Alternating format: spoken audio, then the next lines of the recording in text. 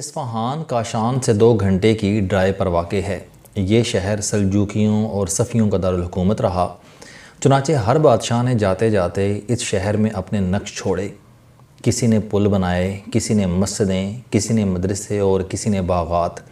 چنانچہ یہ شہر قدیم سلطنتوں کا میوزیم بن گیا۔ یہ سنٹرل ایشیا کا پہلا شہر تھا جس کی آبادی 10 لاکھ تک پہنچی۔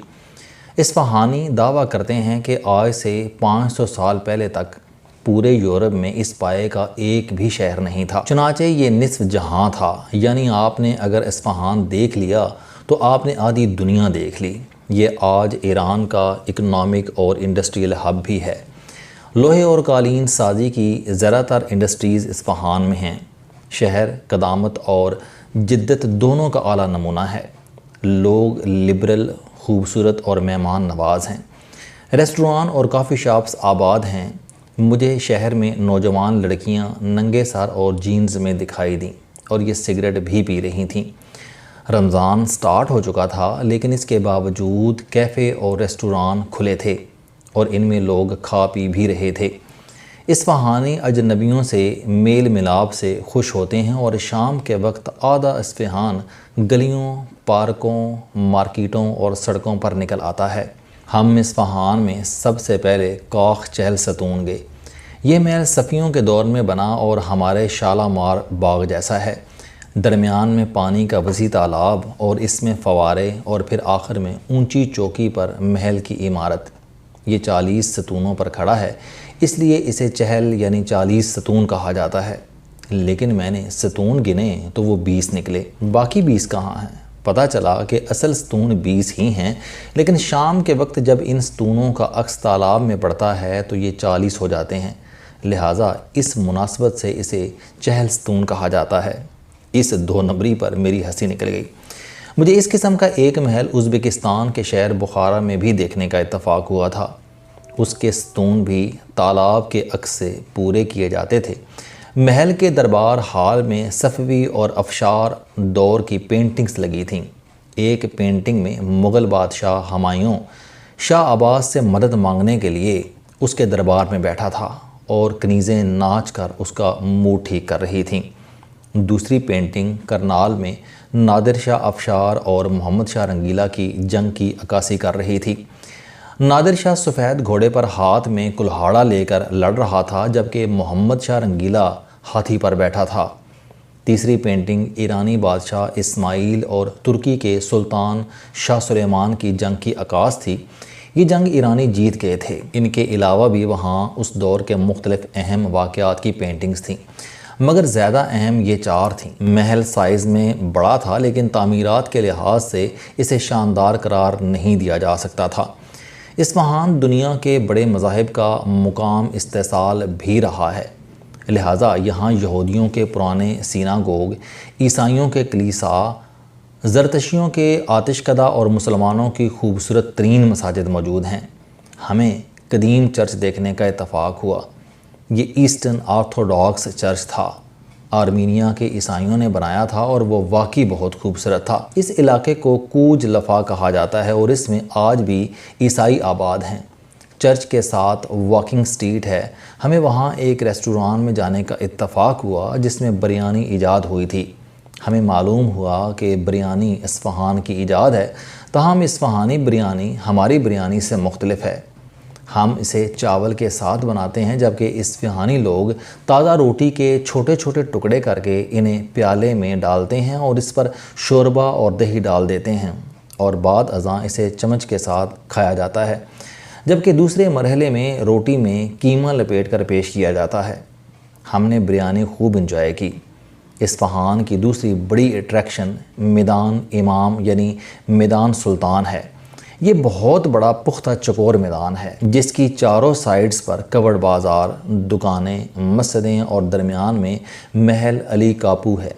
یہ میدان روم کے کلیوزیم کی طرح ماضی میں بہت اہم ہوتا تھا۔ بادشاہ جھرونکے میں بیٹھ جاتا تھا اور میدان میں پولو اور کشتیوں کے مقابلے ہوتے تھے۔ یہ دربار عام بھی تھا اور عوامی اجتماع کا سب سے بڑا مرکز بھی۔ ہمیں پورا چکر لگانے کے لیے الیکٹرک کار پر سوار ہونا پڑ گیا۔ اصفہان اپنے ہینڈی کرافٹ اور قالینوں کی وجہ سے پوری دنیا میں مشہور ہے۔ ہم نے میدان کے دائیں بائیں بازار میں ہینڈی کرافٹ کی ہزاروں دکانیں دیکھیں۔ ایک دکان پر سونے، چاندی اور ہیروں سے بنے ٹی سیٹ رکھے تھے۔ ایک سیٹ کی قیمت $2 لاکھ تھی۔ آپ اس سے اس بازار کی نوعیت کا اندازہ کر سکتے ہیں۔ میدان امام کی سائیڈ پر سینکڑوں سال پرانی مسجدیں ہیں اور یہ واقعی دیکھنے لائق ہیں۔ مسجد شاہ 18 سال میں مکمل ہوئی اور یہ آرٹ کا اعلیٰ نمونہ تھی۔ یہ مسجد شاہ عباس نے بنوائی تھی۔ مسجد کی تعمیر کے دوران آرٹسٹوں کی ایک پوری نسل بوڑھی ہو کر فوت ہو گئی تھی۔ مسجد کے سین میں پتھر کا ایک بہت بڑا پیالہ تھا۔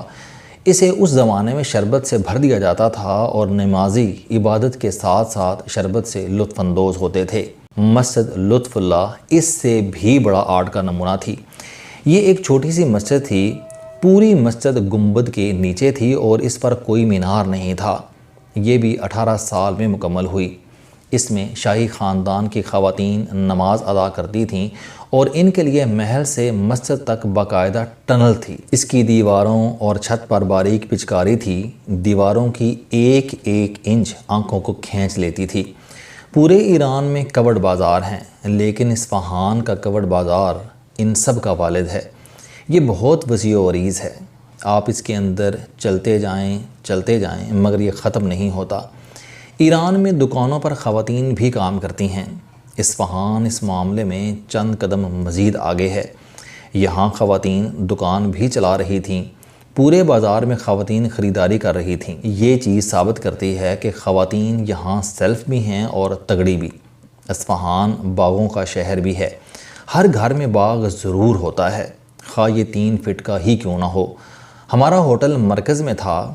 اس میں بھی وسیع باغ تھا اور زیادہ تر کمرے اس کی طرف کھلتے تھے۔ باغ میں تالاب اور پل بھی تھے اور بلند و بالا درخت بھی، اور ان پر پرندے بھی تھے۔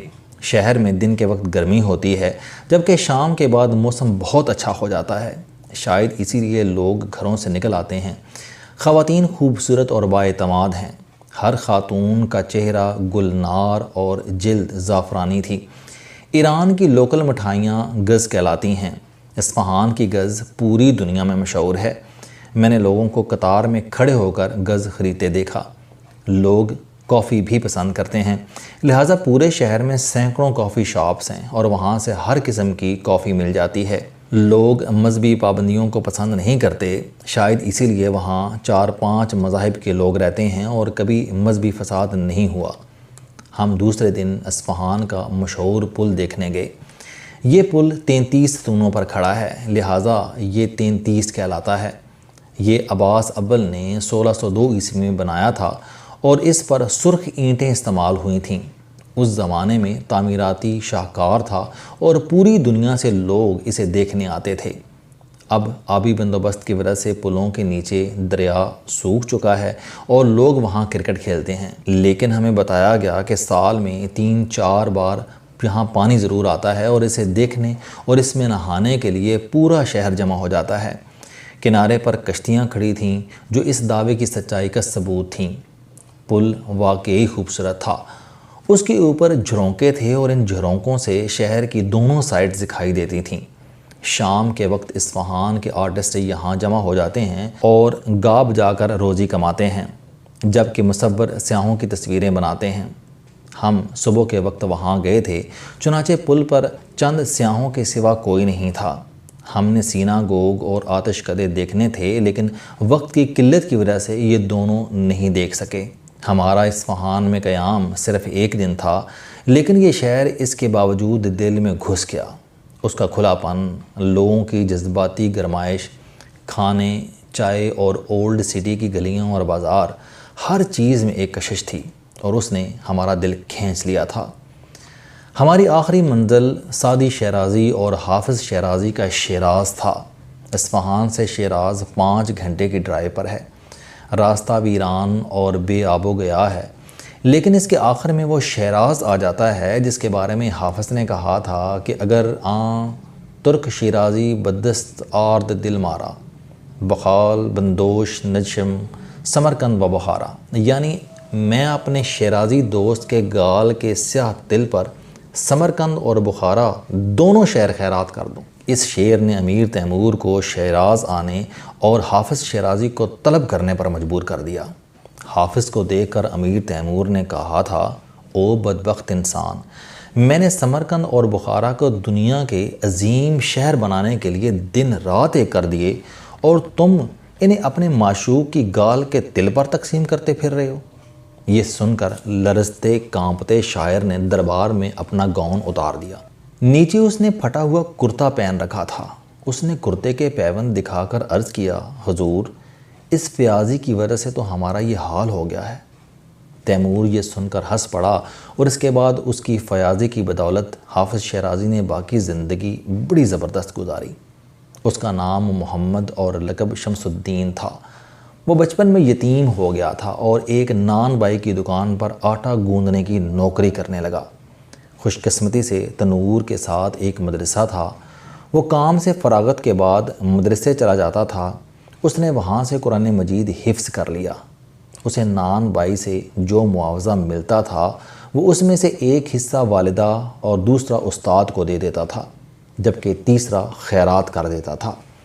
اس محلے میں کپڑوں کا ایک سوداگر تھا، وہ شاعر تھا۔ حافظ نے اس سے شاعری سیکھ لی اور تک بندی شروع کر دی۔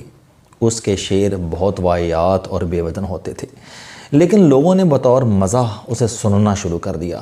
لوگ اس کا ٹھٹھا اڑاتے تھے، جس سے اسے بہت تکلیف ہوتی تھی۔ لیکن پھر ایک واقعہ پیش آیا اور اس نے محمد شمس الدین کو حافظ شیرازی بنا دیا، اور واقعہ یہ تھا۔ حافظ شیرازی اس زمانے کے چاہت فتح علی خان تھے۔ لوگ ان کی غزلیں ان کا مذاق اڑانے کے لیے سنتے تھے، لیکن پھر محلے میں شاخ بنات نام کی ایک طوائف آئی اور حافظ شیرازی اسے اپنا دل دے بیٹھے۔ وہ بالائی طبقے کی طوائف تھی، جبکہ حافظ انتہائی غریب اور نالائق شاعر تھے، لہٰذا وہ بھی مذاق اڑانے والوں میں شامل ہو گئی۔ حافظ یہ بے عزتی برداشت نہ کر سکے اور ایک دن اٹھ کر شیراز کے مضافات میں کسی درگاہ پر بیٹھ گئے۔ وہاں کسی درویش نے انہیں ایک چلہ سکھا دیا اور وہ لمبے چلے میں غرق ہو گئے۔ چلہ کشی کے دوران ایک رات حضرت علی رضی اللہ تعالیٰ عنہ ان کے خواب میں آئے، انہیں اپنے ہاتھ سے چند لقمے کھلائے اور کہا، جا بیٹا، تم پر سارے علوم کے دروازے کھل گئے۔ اگلی صبح ہوئی اور حافظ شیرازی دنیا کے عظیم شاعر بن چکے تھے۔ انہوں نے غزل لکھی اور شہر واپس آ گئے۔ لوگوں نے حسب دستور مذاق میں کلام سنانے کی فرمائش کی۔ حافظ نے غزل سنائی اور اہل شہر نے اسے ان کا کلام ماننے سے انکار کر دیا۔ اس کے بعد شرط لگ گئی، لوگ انہیں ترا دیتے تھے اور وہ کھڑے کھڑے شعر کہہ دیتے تھے۔ ایک آدھ مہینے میں پورا شیراز ان کے قدموں میں بیٹھ گیا۔ حافظ خود پوری زندگی شاخ بنات کا شکریہ ادا کرتا رہا، جس نے انہیں شاعر بنا دیا۔ حافظ کا کلام الہامی سمجھا جاتا تھا۔ وہ روح، محبت اور ایمان کے باریک سے باریک نقطے چلتے پھرتے کھول دیتے تھے۔ ان کے دیوان کو آج بھی الہامی سمجھا جاتا ہے اور لوگ اس سے فال نکالتے ہیں۔ ان کی شہرت پورے سنٹرل ایشیا اور ہندوستان تک پھیل گئی۔ راجوں مہاراجاؤں نے ان کے وظیفے لگا دیے۔ امیر تیمور چل کر ان سے ملاقات کے لیے آیا۔ حافظ پوری زندگی شیراز میں رہے، شہر سے باہر نہیں گئے۔ فیاض تھے، جو کچھ ملتا تھا لوگوں میں تقسیم کر دیتے تھے۔ شیراز کی حسیناؤں کے دیوانے تھے، سارا دن ان کی تعریف کرتے رہتے تھے۔ ان کا زیادہ تر وقت سیرگاہ مصلی میں گزرتا تھا۔ شاعری میں بھی اس کا بار بار ذکر کیا۔ 1390 عیسوی میں جب ان کا انتقال ہوا تو اہل شہر نے انہیں سیرگاہ مصلی میں ہی دفن کر دیا۔ وہ ایک وسیع باغ تھا جو اب صرف حافظ کا مدفن بن چکا ہے، اور اہل ایران اسے خاک مصلی کہتے ہیں۔ پوری دنیا میں مزارات اور روزوں پر ہاتھ اٹھا کر دعا کی جاتی ہے، لیکن لوگ حافظ شیرازی کی قبر پر شہادت کی انگلی رکھ کر دعا کرتے ہیں اور ان کی دعائیں قبول بھی ہو جاتی ہیں۔ مزار کی عمارت وسیع تھی۔ اسے فرینچ آرکیٹیکٹ آندرے گوڈارڈ نے 1935 عیسوی میں ڈیزائن کیا تھا۔ قبر دور سے بارادری محسوس ہوتی ہے۔ لوگ قبر کے سرہانے کھڑے ہو کر دیوان حافظ پڑھ رہے تھے۔ گائیڈ لوگوں کو حافظ کے بارے میں بتا رہے تھے جبکہ احاطے کے باہر فال نکالنے والے کھڑے تھے۔ یہ ریال لے کر فال نکالتے تھے۔ وہاں طوطا فال بھی تھی۔ طوطے نوٹ لے کر لوگوں کے مقدر کا کارڈ نکالتے تھے۔ مزار پر خواتین کا جمکٹا تھا۔ شاید قدرت حافظ شیرازی کو انتقال کے بعد بھی شیراز کی ماہ رخوں کی کمپنی میں رکھنا چاہتی تھی۔ مزار پر کیمروں کے سٹینڈ اور ٹرائی پوڈ منع تھے۔ ہم نے وجہ پوچھی تو بتایا گیا کہ نوجوان لڑکیاں مزار پر آ کر حافظ کی غزلوں کے ساتھ لائیو ڈانس کرتی ہیں۔ چنانچہ انتظامیہ نے بانسری سے بچنے کے لیے بانس پر پابندی لگا دی۔ ہم چند لمحے حافظ کی سیرگاہ مصلی میں گزار کر باہر آ گئے۔ ہماری اگلی منزل سعدی شیرازی کا مزار تھا۔ سعدی شیرازی کا اصل نام مشرف الدین تھا۔ وہ بچپن میں یتیم ہو گئے تو شیراز کے ایک امیر سعد بن زنگی نے ان کی پرورش کی۔ سعدی نے ان کا یہ احسان اپنے آپ کو سعدی ڈکلیئر کر کے اتارا، لہذا یہ اپنے موسن کی وجہ سے مشرف الدین سے سعدی شیرازی ہو گئے۔ سعدی نے اپنی زندگی کو 3 حصوں میں تقسیم کیا۔ پہلے 30 سال جی بھر کر تعلیم حاصل کی۔ شیراز سے بغداد تک کوئی درسگاہ نہیں چھوڑی۔ تعلیم کے بعد 30 سال جی بھر کر سیاحت کی۔ یہ سعودی عرب، خراسان، ترکی، بصرہ، کوفہ اور ازبکستان گئے۔ فلسطین میں عیسائیوں نے انہیں پکڑ کر غلام بھی بنا لیا۔ ہلاکو خان نے بغداد پر حملہ کیا تو یہ وہاں موجود تھے اور جنگ کا شکار بھی ہوئے۔ سومنات کے مندر میں بھی رہے اور ان کے ہاتھوں ایک پنڈت بھی قتل ہو گیا۔ حضرت عبدالقادر جیلانی رحمۃ اللہ علیہ کے ساتھ حج کی سعادت حاصل کی۔ متنوع شخصیت کے مالک تھے۔ بیک وقت حسن پرست، پرہیزگار، شرابی، واعظ، عابد، شب زندہ دار تھے۔ مسافرت کے دوران سینکڑوں اہم اور غیر اہم لوگوں سے ملاقاتیں کیں۔ شہزادوں کے دسترخوانوں پر بھی بیٹھے اور رندوں کی محفل میں بھی لڑکتے رہے۔ ہزاروں تباہال بستیاں دیکھیں اور سونے چاندی کے محل بھی دیکھے۔ درویشوں کی محفلیں بھی نصیب ہوئیں اور ڈاکوؤں کے گھوڑے بھی پالے۔ غرض سعدی نے ان 30 برسوں میں زندگی کا ہر رنگ دیکھ لیا اور اس کے بعد انہوں نے اپنے آخری 30 سال لکھنے، پڑھنے اور درویشی میں گزار دیے۔ ہلاکو کا وزیر خواجہ شمس الدین ان کا بہت بڑا فین تھا۔ اس نے انہیں بوریوں کے حساب سے سونے کے سکے دیے۔ سعدی نے شہر سے باہر زمین خریدی، اس میں ایک وسیع باغ اور اپنی رہائش گاہ بنائی اور اسے عوام کے لیے عام کر دیا۔ سعدی کے باغ سے ایک نہر گزرتی تھی۔ اس زمانے میں لوگوں کو کپڑے دھونے کی بہت دقت تھی۔ سعدی نے اپنے باغ میں کپڑے دھونے کے حوض بنا دیے، لہٰذا پورا شہر وہاں کپڑے دھوتا تھا۔ سعدی کی 2 کتابیں گلستان اور بوستان نے عالمی درجہ حاصل کیا۔ یہ دنیا کی تقریباً تمام زبانوں میں ترجمہ ہوئیں۔ ہندوستان میں یہ کتابیں 600 سال تک نصاب بنے رہیں۔ میں نے بھی بچپن میں یہ دونوں کتابیں پڑھی تھیں۔ سعدی شاعر بھی تھا، لہٰذا یہ اپنے ہر سبق کا آغاز کسی نہ کسی واقعے سے کرتا تھا اور آخر میں شعر کی شکل میں لیسن آف دا سٹوری دیتا تھا۔ ان کا کلام اس قدر پر اثر تھا کہ امیر تیمور سعدی کی 2 لائنیں پڑھ کر امیر تیمور بن گیا۔ سعدی نے لکھا تھا کہ انسان کو زندگی میں بے تحاشا پیسہ کمانا چاہیے اور بے انتہا علم حاصل کرنا چاہیے تاکہ عالم لوگ اس کے پاس بیٹھ کر بے عزتی محسوس نہ کریں اور دولت مند اس کی طرف حقارت سے نہ دیکھیں۔ امیر تیمور نے یہ حقائق پڑھی اور اس کے بعد بے انتہا کشور کشائی کی، دولت کے انبار لگائے اور ساتھ بے تحاشا علم حاصل کیا۔ سعدی شیرازی کی محبت میں اس نے شیراز فتح کیا اور پورے شہر کو استاد کی وجہ سے امان دے دی۔ وہ جب مزار پر آیا تو قبر اور باغ کی حالت ٹھیک نہیں تھی۔ تیمور نے باغ اور مزار دونوں تعمیر کرائے۔ ہم جب سعدی کے مزار پر پہنچے تو وہاں زیادہ رش نہیں تھا۔ مزار کی رینوویشن چل رہی تھی، شاید اسی لیے زائرین نہیں تھے۔ سعدی کی ندی اب تک ایک چھوٹی سی نالی بن چکی ہے، تاہم مزار کی عمارت خوبصورت تھی، مگر ہم اندر نہیں جا سکے۔ رینوویشن کی وجہ سے مزار کے دروازے بند تھے، لہٰذا ہم نے دور سے دعا کی اور باہر کی طرف چل پڑے۔ شیراز کا بازار وکیل دیکھنے لائق ہے۔ یہ بازار شیراز کے حکمران کریم خان زند سے منسوب ہے۔ وہ بہت انسان دوست اور عوام سے محبت کرنے والا حکمران تھا۔ لوگ اسے وکیل رعایا کہا کرتے تھے، چنانچہ انہوں نے شہر کے مرکزی علاقے کو بازار وکیل اور زندیہ کا نام دے دیا۔ زندیہ ایک بڑا چوک ہے جس کے دائیں بائیں دکانیں، ریسٹوران اور کافی شاپس ہیں۔ شیراز کا کورڈ بازار بھی زندیہ میں ہے۔ پورا شہر شام کے وقت یہاں جمع ہو جاتا ہے۔ سیاح بھی آتے ہیں اور کافی اور چائے سے لطف اندوز ہوتے ہیں۔ شیراز کے لوگ بالخصوص خواتین بہت خوبصورت ہیں۔ ان کے نین نقش، اٹھنے بیٹھنے کے سلیقے اور طرز تکلم میں حافظ اور سعدی کے شعروں کی مٹھاس ہے۔ حافظ شیرازی خواتین کے ہونٹوں کو گلاب کی پنکھڑی کہتا تھا، وہ غلط نہیں تھا۔ شیرازی خواتین کا سراپا واقعی سعدی اور حافظ کی شرح تھا۔ یہ تہذیب میں بھی بہت آگے ہیں۔ ہم دیر تک بازار وکیل میں پھرتے رہے۔ ہم کورڈ بازار بھی گئے۔ شیراز میں خواتین حجاب کی زیادہ پابندی نہیں کرتیں، بالخصوص نوجوان لڑکیاں جینز اور شرٹس میں نظر آتی ہیں اور ان کے بال بھی کھلے ہوتے ہیں۔ اولڈ سٹی میں درجنوں بوتیک، ہوٹلز، ریسٹوران اور کیفے ہیں۔ یہ سب پرانی عمارتوں میں بنے ہیں اور ان میں انار کے درخت، انگور کی بیلیں اور فوارے ہیں۔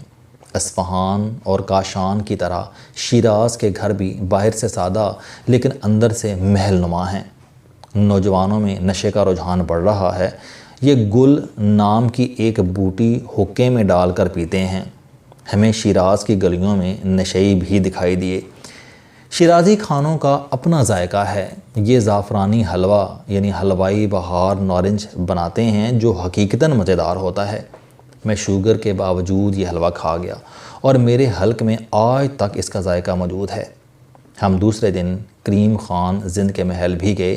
محل میں مالٹے کے درخت، فوارے اور 12 دریاں تھیں۔ محل بڑا تھا مگر زیادہ شاہانہ نہیں تھا۔ ایران کے محلات زیادہ امپریسو نہیں ہیں۔ ایران کے شاہی خاندانوں میں ہر دور میں سادگی رہی اور یہ سادگی محلات میں بھی نظر آتی ہے۔ شیراز سے 100 کلومیٹر کے فاصلے پر سائرس اور داروش کے محلات اور قبریں ہیں۔ سائرس ایران کا پہلا بادشاہ تھا جس نے اس خطے کو پرشیا یا فارس کا نام دیا تھا۔ قرآن مجید نے اسے ذوالقرنین کے نام سے مخاطب کیا۔ وہ پورے سینٹرل ایشیا کا حکمران تھا۔ اس نے 547 قبل مسیح میں یونان پر حملہ کر کے ایتھنز کے محلات جلا دیے تھے۔ سکندر اعظم 334 قبل مسیح میں ایران آیا اور اس نے سائرس کا پورا دارالحکومت اور محلات جلا دیے۔ اس زمانے میں داروش ایران کا بادشاہ تھا۔ ہم اسے دارا کہتے ہیں۔ سکندر کی دارا سے لڑائی ہوئی اور سکندر نے ایران فتح کر لیا۔ عراق کا شہر بابل اس زمانے میں دارا کا دارالحکومت ہوتا تھا۔ بہرحال دارا مارا گیا اور سکندر نے اس کی لاش سائرس کے محلات کے مضافات میں دفن کر دی۔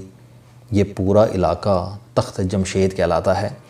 ایران کے آخری بادشاہ رضا شاہ پہلوی نے 1971 عیسوی میں یہاں ایرانی بادشاہت کا 25واں جشن منایا تھا، مگر وہ اس جشن کے 9 سال بعد ماضی کی کتاب میں جذب ہو گیا۔ میں نے کوشش کی مگر تخت جمشید نہیں دیکھ سکا، لیکن انشاءاللہ اگلی مرتبہ۔ السلام علیکم دوستو۔ علم دوستی چینل بنانے کا مقصد موٹیویشنل اور زندگی بدل دینے والی کہانیاں آپ تک پہنچانا ہے۔ مجھے خوشی ہے کہ آپ احباب کو یہ ویڈیوز بہت پسند آ رہی ہیں۔ کوئی بھی شخص جو مایوسیوں میں گھرا ہو یا کوئی بھی شخص جو اپنی زندگی مثبت انداز سے گزارنا چاہتا ہے، اس کے لیے یہ چینل لائف چینجنگ ثابت ہوگا۔ میرا دعویٰ ہے کہ کوئی بھی شخص اگر اس چینل کی ویڈیوز دیکھ اور سن لے گا تو اس کی زندگی بدل جائے گی۔ اگر آپ کو یہ چینل پسند آئے تو اسے سبسکرائب کرنا نہ بھولیں تاکہ ہر نئی آنے والی ویڈیو آپ تک پہنچ سکے۔ اس ویڈیو کو دوسروں تک ضرور پہنچائیں کیونکہ یہ صدقہ جاریہ ہے۔